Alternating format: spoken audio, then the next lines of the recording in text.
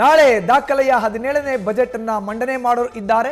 CM Siddaramaiah, ರಾಜ್ಯದ ಹಣಕಾಸು ಸಚಿವರು ಕೂಡ ಅವರೇ. ಹೀಗಾಗಿ ನಾಳೆ ದಾಖಲೆಯ 17ನೇ ಬಜೆಟ್ ಅನ್ನ ಮಂಡಿಸ್ತಾರೆ. ಈಗಾಗಲೇ ಅತಿ ಹೆಚ್ಚು ಅವಧಿಯ ಮುಖ್ಯಮಂತ್ರಿ ದೇವರಾಜ್ ಅರಸು ಏನಿದ್ರು ಆ ದಾಖಲೆಯನ್ನ ಮುರಿದಿದ್ದಾರೆ. ನಾಳೆ ಮತ್ತೊಂದು ದಾಖಲೆಯನ್ನ ಬರೆಯೋರಿದ್ದಾರೆ. ಆಯವ್ಯಯದ ಮೇಲೆ ರಾಜ್ಯದ ಜನರಿಗೆ 10 ಹಲವು ನಿರೀಕ್ಷೆಗಳಿದೆ. 2026-27ನೇ ಸಾಲಿನ ಬಜೆಟ್ನಲ್ಲಿ ಗ್ಯಾರಂಟಿಗೆ ಒತ್ತು ಸಾಧ್ಯತೆ ಇದೆ. 4.50 ಲಕ್ಷ ಕೋಟಿ ರೂಪಾಯಿ ಗಾತ್ರದ ಬಜೆಟ್ ಮಂಡಿಸ್ತಾರೆ ಸಿಎಂ ಸಿದ್ದರಾಮಯ್ಯ. ಗ್ಯಾರಂಟಿ ಯೋಜನೆಗಳಿಗೆ ಹೆಚ್ಚಿನ ಅನುದಾನ ಮೀಸಲು ಸಾಧ್ಯತೆ ಇದೆ. ಜೊತೆಗೆ ದೀರ್ಘಕಾಲದ ಜನಪರ ಯೋಜನೆಗಳಿಗೆ ಹೆಚ್ಚಿನ ಆದ್ಯತೆಯನ್ನ ಕೂಡ ನೀಡೋ ಸಾಧ್ಯತೆ ಇದೆ.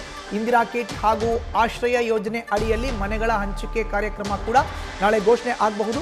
ಮತ್ತಿತರ ಪ್ರಮುಖ ಜನಪರ ಯೋಜನೆ ಘೋಷಿಸೋ ನಿರೀಕ್ಷೆಯಲ್ಲಿ ರಾಜ್ಯದ ಜನತೆ ಇದ್ದಾರೆ.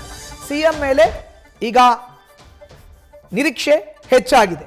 ಏನೆಲ್ಲ ಆಗಬಹುದು, ಯಾವ ಕ್ಷೇತ್ರಗಳಿಗೆ ಹೆಚ್ಚಿನ ಅನುದಾನ ಸಿಗಬಹುದು, ಗ್ಯಾರಂಟಿಗಳನ್ನ ಈಗಾಗಲೇ ಘೋಷಣೆ ಮಾಡಿ ಅಧಿಕಾರಕ್ಕೆ ಬಂದಿರುವಂಥ ಕಾಂಗ್ರೆಸ್ ಪಕ್ಷ ಈಗ ಸಿದ್ದರಾಮಯ್ಯ ದಾಖಲೆಯ 17ನೇ ಬಜೆಟ್ ಅನ್ನ ಮಂಡನೆ ಮಾಡ್ತಾ ಇದ್ದಾರೆ. ನಾಳೆ ಬೆಳಗ್ಗೆ ಬಜೆಟ್ ಅಧಿವೇಶನ ನಾಳೆಯಿಂದ ಆರಂಭ ಆಗೋ ಅಂತದ್ದಿದೆ. ಹೀಗಾಗಿ ಹಲವಾರು ನಿರೀಕ್ಷೆಗಳು ಆಬ್ವಿಯಸ್ಲಿ ಸಿಎಂ ಮೇಲೆ ಇರುತ್ತೆ.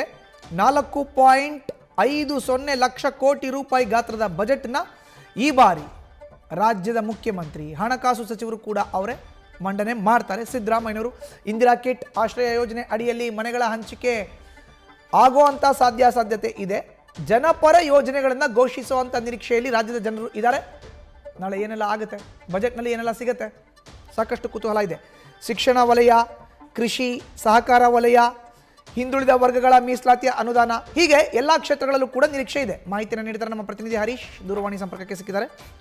ಹರೀಶ್, 10 ಹಲವಾರು ಯೋಜನೆಗಳು ನಿರೀಕ್ಷೆಯಲ್ಲಿ ಜನ ಇದ್ದಾರೆ. ಸಿದ್ದರಾಮಯ್ಯನವರ ಬಜೆಟ್ ಮೇಲೆ ಎಲ್ಲರ ಚಿತ್ತ?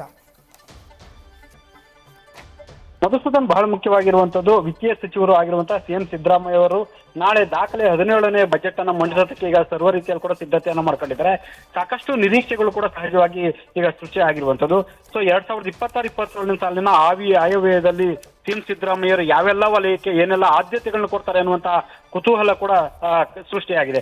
ಒಂದು ಶಿಕ್ಷಣ ಆಗಿರ್ಬೋದು, ಉದ್ಯೋಗ ಆಗಿರ್ಬೋದು, ಮತ್ತೆ ಔದ್ಯೋಗಿಕ ಆಗಿರ್ಬೋದು, ಸೊ ಕೃಷಿ ಸೇರಿದಂತೆ ಹಲವು ವಲಯಗಳು ಕೂಡ ಸಹಜವಾಗಿ ಸಾಕಷ್ಟು ನಿರೀಕ್ಷೆಯನ್ನ ಹೊಂದಿರುವಂತದ್ದು. ಸೊ ಯಾವ್ಯಾವ ಜಿಲ್ಲೆಗೆ ಏನೆಲ್ಲ ಕೊಡ್ಬೋದು, ಮತ್ತೆ ಏನೆಲ್ಲ ಹೊಸ ಯೋಜನೆಗಳನ್ನ ಕೊಡ್ಬೋದು, ಮತ್ತೆ ಜೊತೆಗೆ ಗ್ಯಾರಂಟಿ ಯೋಜನೆಗಳನ್ನ ಮುಂದುವರಿಸುವಂತ ವಿಚಾರಕ್ಕೆ ಸಂಬಂಧಪಟ್ಟಂಗೆ ಆಗಿರ್ಬೋದು, ಮತ್ತೆ ಒಂದಷ್ಟು ಅದಕ್ಕೆ ಗ್ಯಾರಂಟಿಗೆ ಅಪಸ್ವರಗಳು ಏನು ವ್ಯಕ್ತ ಆಗಿದೆ, ಅದಕ್ಕೆ ಸಂಬಂಧಪಟ್ಟಂಗೆ ಏನೋ ಹೊಸದಾಗಿ ಏನಾದ್ರು ಮತ್ತೆ ಬೇರೆ ಏನಾದ್ರು ಕಿಟ್ಗಳು ಕೊಡ್ತಕ್ಕಂಥದ್ದಾಗಿರ್ಬೋದು, ಹೀಗೆ 10 ಹಲವು ರೀತಿಯಲ್ಲಿ ಕೂಡ ಈಗ ಕುತೂಹಲಕ್ಕೆ ಎಡೆ ಮಾಡಿಕೊಟ್ಟಿದೆ.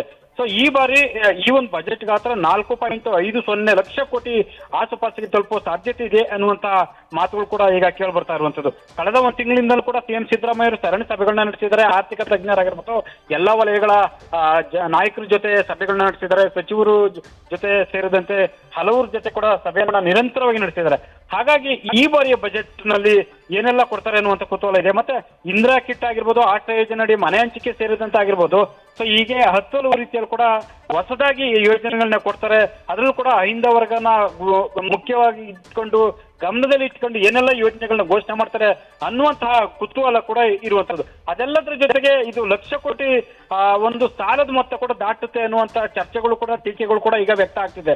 ಸೊ ಸಿಎಂ ಸಿದ್ದರಾಮಯ್ಯರು ಸಹಜವಾಗಿ ಕೂಡ ದಾಖಲೆ ಬಜೆಟ್ಗಳನ್ನ ಮಂಡಿಸಿದ್ದಾರೆ. ಈ ಬಾರಿಯ ಬಜೆಟ್ ಮಂಡನೆಯ ಹಿನ್ನೆಲೆಯಲ್ಲಿ ಸೊ ಇದು ಸಾಲದ ಪ್ರಮಾಣ ಕೂಡ ಜಾಸ್ತಿ ಆಗುತ್ತೆ ಅನ್ನುವಂತಹ ಆಕ್ಷೇಪಗಳು ಕೂಡ, ಆಕ್ರೋಶ ವಿಪಕ್ಷಗಳಿಂದ ವ್ಯಕ್ತ ಆಗ್ತಿರುವಂತದ್ದು. ಸೊ ಈ ಹಿನ್ನೆಲೆಯಲ್ಲಿ ನೋಡಿದ್ರೆ ಸಿಎಂ ಸಿದ್ದರಾಮಯ್ಯವರ ಆಯವ್ಯಯ ಸರ್ಪ್ಲಸ್ ಆಗಿರುತ್ತಾ ಅಥವಾ ಏನು ಅನ್ನುವಂತ ಕುತೂಹಲ ಇರುವಂತದ್ದು. ಮಧುಸೂದನ್, ಧನ್ಯವಾದ ಹರೀಶ್ ನಿಮ್ಮ ಮಾಹಿತಿಗೆ. ನ್ಯೂಸ್ ಫಸ್ಟ್, ನಿರ್ಭೀತಿಯಿಂದ ನಿಮ್ಮ ಪರವಾಗಿ.